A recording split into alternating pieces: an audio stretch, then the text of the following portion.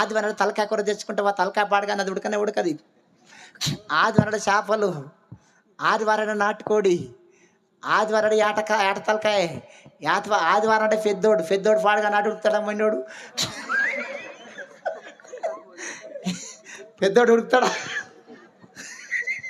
అన్నీ ఆదివారం అనండి. అన్నీ నాటుకోడి, చేపలు, బోటి, కాళ్ళు, పెద్దోడు. నేను తినొద్దంటే తిండికి వ్యతిరేకం కాదు.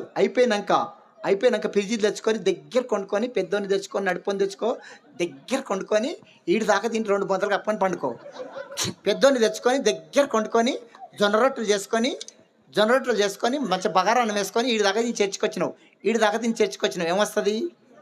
నిద్ర వస్తుంది. మట్టి మనసులం మనం, దేవుళ్ళం కాదు, దేవదూతులం కాదు. నేను తింటే నాకు కూడా వస్తుంది. పెద్దోడు పెద్దోడు మబ్బోడు, ఆడు ఫస్ట్ ఇక నిద్ర వస్తుంది కాబట్టి ఓ గోడ అన్న, ఓ పిల్లర్ అన్న, గోడకి ఇది తప్పి 2 కాళ్ళు ఇట్లా పెడుతుంది. మళ్ళీ 2 కాళ్ళు ఇట్లా పెట్టి ముంగట ఆమెను పట్టుకొని తంతుంది. తన్ని అయ్యగారు వాక్యం చెప్తుంటే ఉన్నా పెద్దోడు ఆదివారం అయిపోయేదాకా మా పిల్లలకు కూడా భోజనం పెట్టాం. ఆదివారం నాడు మీ స్టవ్ ముట్టియం, కాలి కడుపుతో పోతాము, వచ్చినాక కలిగింది వండుకొని తింటాం. ఆదివారం మంచి భోజనం చేసి చర్చికి వస్తే దైవసేకుడు ఎంత మంచి మందు కొట్టినా ఆ మందు పనిచేయదు. సాధ్యమైనంత వరకు నీకు షుగర్ బీపీ లేకపోతే ఆదివారం నాడు కాలి కడుపుతో రావడం నువ్వు ధన్యుడవు. దేవునికి స్తోత్రం. ఇంకొంతమంది ఆదివారం నాడు పెండికి పోతారు. ఆదివారం నాడు పెండికి పోతే ఆ పెండి పెటాకులే. ఇంకొంతమంది ఆదివారం నాడు పత్తులకు పోతారు, నాట్లకు పోతారు, కలుపుదే పోతారు. ఆదివారం నాడు సంపాదన చినిగిపోయిన సంచిలేసినట్టే, జల్లెట్ల నీళ్ళు పోసినట్టే నీ కుటుంబం దరిద్రం. ఆదివారం నాడు 10,000 రూపాయలు ఇస్తాను. ఎక్కడికి?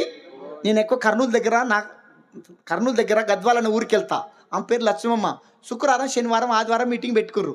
ఆదివారం మధ్యాహ్నం గిట్నే చర్చిలో మాట్లాడుతున్నా, పాటలు పాడుతున్నా. చర్చి ఎగ్గొట్టి పత్తి ఎర్రపోయింది. చర్చి వెనక మళ్ళీ 2 కిలోమీటర్ల దూరంలో పత్తి చేను ఉంది. చర్చి ఎగ్గొట్టి పత్తి ఎర్రపోయింది. నిన్న టేర్రే పత్తి మిరిగిందేమో. నిన్న టేర్రే పత్తి బస్తలు ఎత్తుతుంటే నల్లతేలు గరిచిందంట, కప్పంతుందంట. షేకి తడిగుట చుట్టుకొని గజ వణుక్కుంటూ నా దగ్గర చర్చిలో కురుకొచ్చింది.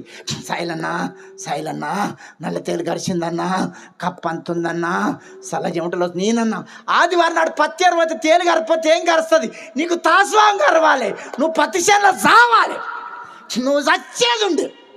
ఆమె రావాలి కానీ కాదు. నాకు వచ్చిన కోపం అది. ఈరోజు ఏం వారం అన్నా, ఆదివారం అన్నది. ఎక్కడ పోయినామన్నా?